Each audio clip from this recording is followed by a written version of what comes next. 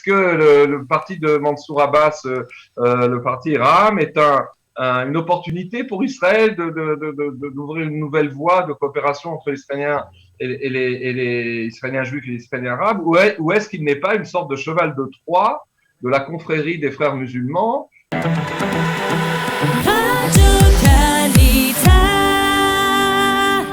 Eh bien, comme chaque lundi, nous avons le plaisir de retrouver notre ami Richard Darmon. Richard, bonjour, Boker Tov.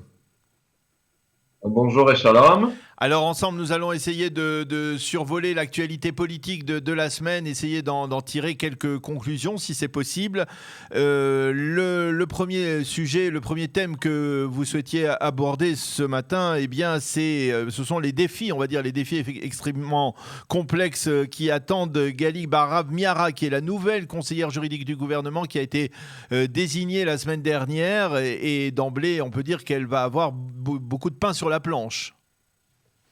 Ah, tout à fait. En tant que première femme à occuper ce poste clé, et alors qu'elle est encore largement inconnue du grand public israélien, Gali Bahadar, Miara, est entrée dans ses fonctions alors que le pays fait face à une avalanche de dossiers politico-juridiques à propos desquels elle devra travailler d'arrache-pied et aussi quelquefois se prononcer, si ce n'est trancher. Alors le plus urgent, bien sûr, qui tombe sous le sens, vous en avez parlé dans vos chroniques depuis quelques jours, c'est la fameuse affaire Pegasus, l'affaire des écoutes supposées illégales de la police auprès de nombreuses personnalités du monde politique, économique israélien et aussi de simples citoyens d'ailleurs. Et elle a déclaré dans son discours d'investiture de la semaine prochaine à ce propos que l'un de ses principaux objectifs, ce sera de restaurer la confiance du public israélien dans l'ordre, dans la loi et dans l'ordre et dans le système juridique. Ce sera une tâche bien difficile dans cette affaire qui ne fait que commencer. Alors l'autre dossier brûlant auquel on pense, c'est bien sûr le procès Netanyahou pour corruption, fraude et abus de confiance. Face à cela, la nouvelle procureure aura le choix entre, disons, pour aller vite, plusieurs options, deux options principales. Soit elle laissera travailler les procureurs qui eux s'occupent du dossier au tribunal de district de Jérusalem, et elle les laissera faire en surveillant de loin ce qui se passe. Ce serait une manière un peu de se laver les mains de ce boulet qui a commencé, de cette affaire qui a commencé bien avant son arrivée, comme chacun sait. Et alors, deuxième possibilité, au cas où les avocats de Netanyahou redemanderaient de conclure un arrangement judiciaire pour faire éviter de la prison à leur client, Netanyahou, eh bien, elle réitérera certainement la position qui fut celle de son prédécesseur Avichai Mandelblit, qui faisait la quasi-unanimité au sein du parquet israélien, à savoir que si un accord pourrait être trouvé, il faudra que Bibi accepte de se retirer de la vie politique, ce qu'on appelle le kalon en hébreu, qu'il se retire entre 7 et 14 ans. 14 ans si une loi devait doubler cette durée pour tout candidat au poste de Premier ministre qui est inculpé. Donc là, il y a quand même un point d'interrogation. D'autre part, il y aura sur sa table le dossier des difficiles rapports, des rapports complexes entre justement son propre poste qui ressort à la fois de l'exécutif et du judiciaire, et les rapports entre ce judiciaire et l'exécutif et le pouvoir législatif qui est celui de la Knesset, avec la fameuse question de savoir, et ça on ne connaît pas trop son opinion, si elle estime, elle, contrairement à ses prédécesseurs, que la Cour suprême finalement intervient trop fréquemment dans des affaires qui ressortiraient plutôt législatives ou l'exécutif. C'est aussi un point d'interrogation. Alors, quatrième dossier connu, c'est la gestion du corona, parce qu'on se demande pourquoi peut-être elle aura à intervenir. Parce que pour l'instant, il n'y a pas de... Le gouvernement a réouvert les frontières, a rouvert l'aéroport Ben Gurion et ne parle pas comment dirais-je, de couvre-feu sanitaire, mais il est possible qu'en fonction de l'évolution de la pandémie, les choses se présentent différemment, ce que personne ne souhaite, mais et auquel cas elle aura aussi à se prononcer. Alors, il y a trois autres dossiers qui sont encore sur sa table, c'est les plaintes des Palestiniens, les nombreuses plaintes des Palestiniens auprès de la Cour criminelle internationale de La Haye pour de prétendues violations des droits de l'homme par Tsahal. Et là, on peut s'attendre à ce qu'elle soit très efficace parce que elle a agi ces dernières années, elle a représenté l'État d'Israël en se rendant à La Haye dans plusieurs de ces dossiers, en prenant la défense et la défense complète de l'État d'Israël. Elle connaît bien ce sujet. Autre dossier, c'est la politique du gouvernement, à la fois démographique et, j'allais dire, immobilière en Judée-Samarie, le développement de la Judée-Samarie. Et là, d'après les commentateurs, il y a des chances qu'elle se montrerait peut-être un peu plus souple, moins dogmatique que Mandelblit, son prédécesseur, en s'alignant un peu moins sur les positions, j'allais dire, très à gauche et cosmopolites de la Cour suprême, en maniant la nuance peut-être davantage que ceux qui l'ont précédé. Enfin, citons sans rentrer dans le détail deux autres dossiers. Oui, ça en fait 8 et de taille assez grosse pour la plupart. Deux autres dossiers dans lesquels elle devra se prononcer. Et on ne sait pas très bien quelle est sa position dans toutes les affaires concernant les rapports de l'État et de la religion et toutes les réformes qui sont en cours. On ne connaît pas trop sa position. Tout ce qu'on sait, c'est qu'elle fait partie de ce qu'on appelle entre guillemets la bulle ou la nation de Tel Aviv. Elle est installée à Tel Aviv, elle a une certaine culture hyper moderne, et en même temps, elle connaît très bien le pays, et donc on risque d'être surpris par des positions, je dirais, très nuancées. Et enfin, il y a finalement le dossier, elle devra suivre de près la politique du gouvernement qui a pris des mesures inédites pour endiguer la nouvelle vague de violence dans le secteur arabe. Et là aussi, elle risque d'avoir du pain sur la. Alors justement, ce dernier point est important et je voudrais que nous rebondissions ensemble là-dessus parce que effectivement, vous vouliez nous parler également d'études qui sont plutôt préoccupantes, on va dire, sur la radicalisation des Arabes israéliens. De quoi s'agit-il? Quelles sont ces études? Eh bien, écoutez, d'abord, il y a une étude de 200 pages qui vient d'être publiée par le Jerusalem Center of Public Affairs, le Centre des affaires publiques et de l'État, dont le président Dori Gold est l'un des, je dirais, des enquêteurs les plus connus, Yossi Cooper-Wasser, qui fut sous Netanyahou, le directeur général du ministère des Affaires stratégiques, se sont commis de toute une étude approfondie qui a montré que malgré les importantes décisions budgétaires, à la fois du gouvernement Netanyahou qui avait dévolu 10 milliards de dollars, 10 milliards de shekels pour le développement des infrastructures en secteur arabe, les infrastructures, c'est-à-dire des infrastructures physiques, axes routiers, tout à l'égout, etc., mais surtout pour les infrastructures de santé, d'éducation et de l'emploi. Eh bien, malgré cela, et le fait que le gouvernement aujourd'hui a triplé la somme, puisqu'il y a presque 30 milliards de shekels qui ont été dévolus en 6 mois, 7 mois à peine par le gouvernement Bennett, la coalition Bennett,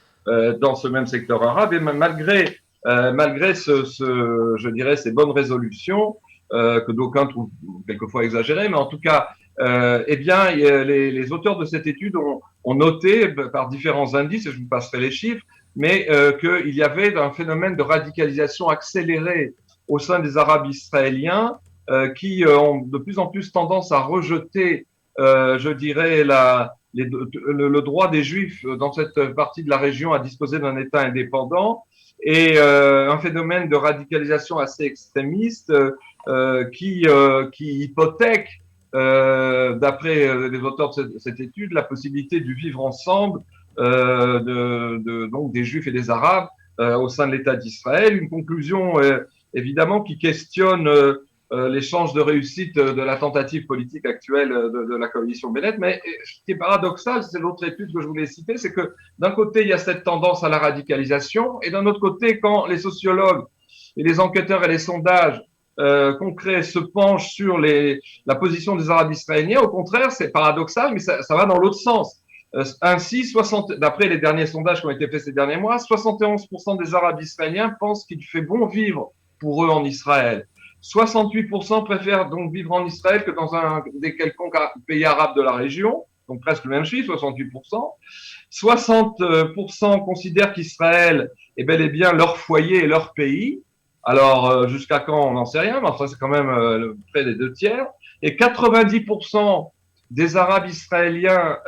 qui sont donc des citoyens israéliens et qui vivent dans la région du Triangle. Le Triangle, c'est l'espace au nord d'Israël, à l'intérieur d'Israël, mais au nord, dans la partie nord, juste avant la Galilée, entre les villes de Toulkaren, Talbieh et Oum el-Fachem, où il y a une forte densité d'Arabes israéliens. Eh bien, 90% préfèrent rester des citoyens israéliens et exclus de devenir des citoyens d'une quelconque entité arabe, soit déjà existante, soit de l'autorité palestinienne. Et donc, en fait, on a à la fois une inquiétude et en même temps, on peut dire qu'on est rassénéré, mais en même temps, la réalité est composite parce que d'un côté, sans doute qu'il y a des secteurs très importants, pas simplement des jeunes, qui deviennent nationalistes et qui sont contre le sionisme, contre Israël, et ils le manifestent. On l'a vu récemment lors de l'opération de Tsahal à Gaza, la dernière opération du printemps de Tsahal à Gaza, et puis on l'a vu lors des émeutes plus récentes du Negev. Donc, et peut-être qu'aussi le citoyen lambda, les citoyens du rang qui bénéficient des budgets israéliens et qui vivent dans un certain confort et qui savent que ils sont dans une bien meilleure situation que n'importe quel citoyen arabe de la région. Peut-être que les conclusions tirées par le GCPA sont tempérées par les statistiques que je viens de citer. En tout cas, pour conclure sur ce point, le fait est que les auteurs d'Orgol et Cooper-Versan s'interrogent justement en conclusion de leur étude sur la viabilité de l'alliance actuelle entre donc certains partis de droite, des partis du centre et de la gauche, avec le fameux parti islamiste de Mansour Abbas, en disant que malgré ces déclarations quelquefois lénifiantes et rassurantes, puisque ce même Abbas, comme vous le savez, il a déclaré qu'Israël était un État juif et qu'il le restera, et plus récemment, il y a quelques jours, il a déclaré que, à la surprise des médias internationaux, que l'État d'Israël n'était pas un État d'apartheid, qui avait peut-être des poches de ségrégation ici ou là, mais que l'État d'Israël n'était pas un État apartheid. C'est quand même un scoop par rapport aux positions d'une partie de la communauté internationale. Et malgré ces déclarations qui pourraient être rassurantes, eh bien, les auteurs de l'étude expliquent que se pose la question, et ça on la laissera ouverte cette question à d'autres tribus, est-ce que le parti de Mansour Abbas, le parti Ram, est une opportunité pour Israël d'ouvrir une nouvelle voie de coopération entre les Israéliens et les Israéliens juifs et les Israéliens arabes, ou est-ce qu'il n'est pas une sorte de cheval de Troie de la confrérie des frères musulmans, à laquelle il n'appartient pas formellement, mais à laquelle appartient le Hamas. Ouais. Et on sait qu'il y a aussi une alliance entre Ram et le Hamas qu'on a vu à l'œuvre ces derniers mois. Donc c'est une question qui est ouverte. Alors, un dernier sujet qui est important à mentionner, c'est la politique que mène actuellement le Likoud, on va dire l'opposition de droite nationaliste contre la coalition au pouvoir. Apparemment, le Likoud maintient sa ligne dure envers la coalition. Oui, enfin, c'est pas un scoop puisqu'on a bien vu comment les dirigeants du Likoud, à commencer par Bibi Netanyahu lui-même, depuis la mise en place du gouvernement Bennett il y a 7-8 mois, ont adopté une ligne extrêmement dure de boycotter certaines commissions parlementaires, de déclarer à l'envi que ce gouvernement était illégal, puisque son chef, en l'occurrence Naftali Bennett, aurait volé les voix des électeurs en faisant alliance non seulement avec la gauche, mais avec ce fameux parti arabe. Alors, les trois signes que je repère du maintien de cette politique très sectaire, c'est que, je rappelle aux auditeurs, vous l'avez annoncé, que la semaine dernière, lorsque a été présenté devant la Knesset en première lecture la fameuse loi sur la citoyenneté, avec trois projets de loi différents, peu importe lesquels. Il y avait le projet d'Ayelet Shaked, le projet du parti religieux sioniste de Simcha Rothman, du député Rothman, et puis aussi de David Bitcher du Likoud. Il y a eu un vote sur cette loi qui a finalement été adoptée, mais, chose intéressante, comme les partis arabes, non pas Ram cette fois, mais les partis restants de la liste arabe unie ont présenté ce vote comme étant un vote de motion de censure, c'est-à-dire que si la loi était rejetée, le gouvernement chutait. Alors, pour cette raison, prenant prétexte de cette raison, le Likoud n'a pas soutenu le gouvernement, donc il n'a pas participé au vote, alors que, au plan sécuritaire, le contenu de cette loi, d'ailleurs dans ces trois nuances, les trois projets qui étaient présentés, le Likoud est sorti de l'hémicycle, alors que antérieurement, c'est lui qui avait initié cette loi et qu'il a toujours et que ça recoupe complètement ses positions sécuritaires. Donc on voit comment des raisons d'opportunité politique sectaire empêchent finalement la Knesset de fonctionner à plein. Alors le deuxième signe de ce sectarisme, c'est le fait que Binyamin Netanyahou est en train de tout faire, puisqu'il est très influent, bien sûr, au sein du Likoud, pour empêcher la réussite d'un autre membre du Likoud, qui n'est d'ailleurs pas moins que Danny Danon, celui qui se présente à la présidence de la genre juive et qui est aussi le président du Likoud mondial. Donc, Netanyahou ferait tout en ce moment pour empêcher Danny Danon de réussir, ce qui est quand même paradoxal, puisque en fait, on pourrait essayer de comprendre que peut-être la montée en flèche de Danny Danon, qui comme lui fut aussi le représentant d'Israël à l'ONU, puisque Netanyahou avait commencé sa carrière aussi à l'ONU, sa carrière internationale, et ben peut-être que ça confirme l'idée que nous avons évoquée à plusieurs reprises ici, c'est que non seulement l'ex-premier ministre n'a rien fait pour préparer sa succession, mais que toute personnalité importante, on a vu avec Nir Barkat qui va peut-être se présenter à la succession de Netanyahou, ou Danny Danon, qui est aussi, on n'en a pas parlé puisqu'il s'occupe pour l'instant de la genre juive, mais toute forte tête et toute personnalité un peu proéminente fait peur à Netanyahou, c'est quand même hallucinant. Au lieu d'accompagner le mouvement, il essaye de barrer la route à des gens de son propre parti. Enfin, troisième signe, qui peut-être est un peu plus explicable, ce fut l'appel du Likoud et de Netanyahou sur Twitter il y a quelques jours, à boycotter, à demander aux représentants du Likoud, aux porte-parole du Likoud, aux députés, de ne plus accorder d'interviews, de commentaires à la radio de l'armée, Galet Tzahal, Galatz, après la suppression d'une tribune qui était tenue, une tribune de commentaires qui était tenue par Yaakov Berdugo, qui était un des commentateurs de Galatz assez pro Netanyahou et qui a été de but en blanc interdit d'antenne, ce qui est un petit peu fort de café, ce qui montre que cette chaîne est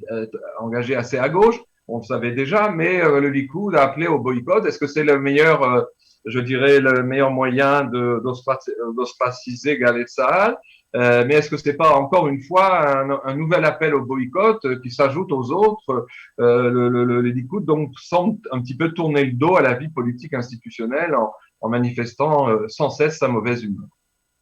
Eh bien, merci beaucoup Richard pour ce survol complet de l'actualité politique de cette semaine écoulée. On vous retrouve bien entendu d'abord demain mardi dans votre magazine Israël au cœur du Moyen-Orient et puis chaque lundi donc pour un survol de de la classe politique et de l'actualité politique en Israël. Bonne journée, à bientôt Richard. Bonne journée et bonne semaine.